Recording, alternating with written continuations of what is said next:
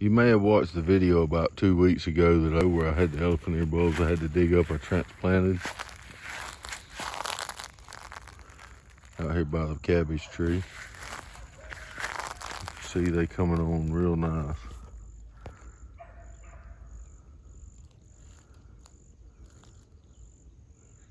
Three rows of them.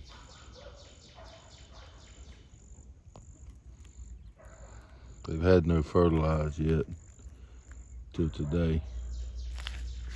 Look at the ones we planted around the tree.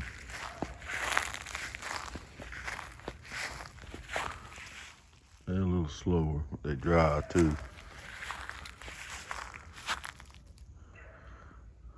So they're coming on pretty good for being in the ground 2 weeks. Just thought I'd give you a little peek at what they look like for those of you that watched the original planting.